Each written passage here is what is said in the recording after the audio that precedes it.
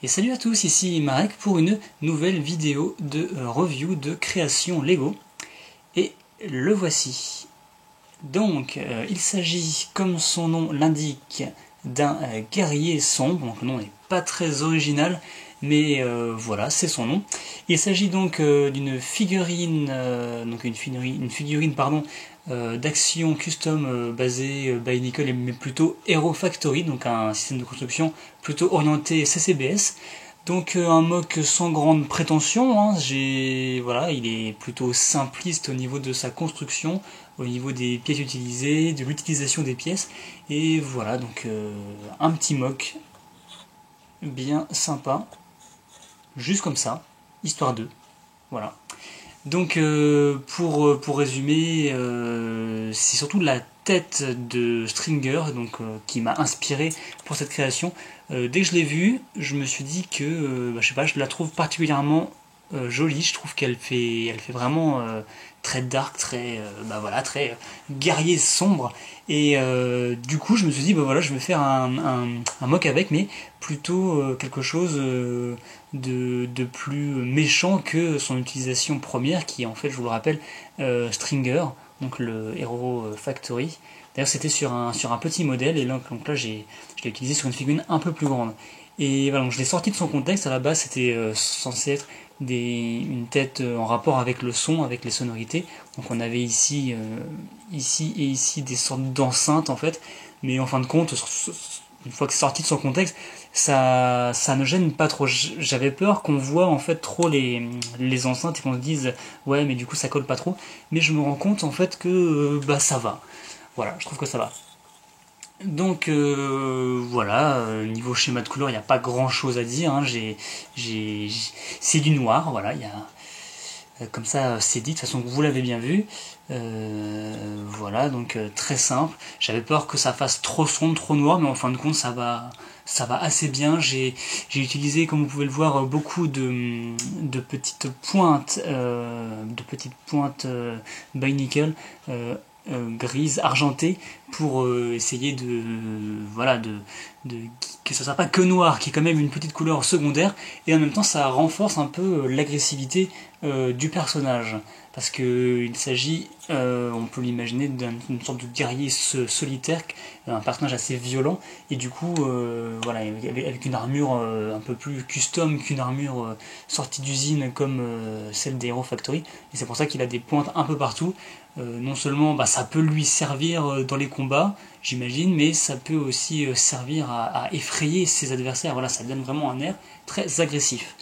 Je dis deux mots sur l'arme qui, comme vous pouvez le voir, n'est pas très recherchée, une arme très simple, tout simplement parce que vous le savez peut-être, je n'aime pas travailler sur les armes. Je trouve que certains me donneront certainement tort, mais je trouve que les armes sont des accessoires, des objets secondaires d'une création, et du coup voilà, moi si j'avais pu le faire sans armes, j'aurais fait sans armes.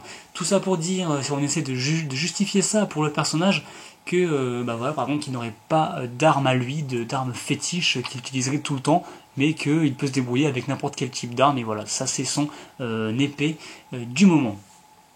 Que dire de plus? Eh bien, la cape, comme vous pouvez le voir, j'ai utilisé une cape, une cape by Nickel qui est sortie sur plusieurs sets, sur 3 sets en fait, si je ne dis pas de bêtises, sur Vezon et Fenrak, donc de la gamme by Nickel, encore une fois, sont le set combo Vezon et Cardass, donc la cape est ressortie pour le personnage, et sur Karzani. Donc voilà, cape très sympathique, légèrement transparente et surtout trouée, voilà, et avec des aspects déchirés. Donc je précise pour ceux qui ne connaissent pas cette pièce qu'il s'agit voilà, que les déchirures sont faites de base, hein. C'est pas moi qui me suis amusé à la détériorer, c'est fait comme ça à la base. Et donc pour une fois j'ai voulu tester un nouveau truc. C'est voilà, c'est peut-être en ça que le mock est assez original, c'est-à-dire que j'ai pas voulu la mettre, l'accrocher à son cou, et donc pour qu'elle pende dans tout le dos, comme elle est utilisée de base dans les sets, et comme elle est souvent réutilisée, j'ai voulu innover un peu en l'accrochant dans le dos. Alors comment j'ai fait ça? Je vous détaille pas trop, mais en gros voilà, j'ai utilisé un connecteur avec avec des dents noires qui permettent en fait tout simplement voilà, de la plaquer ici. Donc de dos, écoutez, ça lui fait un peu de volume dans le dos. Moi je trouve pas ça totalement moche. Je trouve que ça va. De toute façon on ne regarde pas forcément du dos.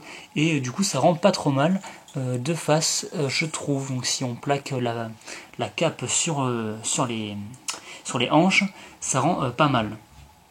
Du coup, voilà, ça donne quand même un certain volume au personnage. Si on lui enlevait cette cape, je pense qu'il perdrait tout simplement toute son originalité, toute sa présence, on va dire.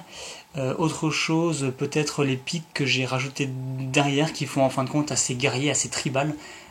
C'est plus décoratif qu'autre chose, mais ça renforce, je trouve, l'agressivité. Enfin, peut-être, je vais parler de la tête. Donc, comme vous l'avez peut-être remarqué, la tête n'est pas accrochée directement au niveau du cou, au-dessus du torse. J'ai utilisé un petit stratagème qui consiste à la faire venir du dos. Alors, pourquoi j'ai fait ça? Eh bien, pour la simple et bonne raison que je n'arrivais pas, en partant du buste, à trouver la hauteur optimale, en quelque sorte, qui me convenait pour que la tête ne soit ni trop haute ni trop basse par rapport aux armures des épaules et par rapport au torse. Et après, j'ai pas forcément cherché très longtemps, mais je me suis simplifié la vie en faisant une accroche qui vient de derrière. Et je trouvais que, du coup, on obtenait une hauteur idéale de cette manière-là. Donc en fin de compte, c'est pas très choquant.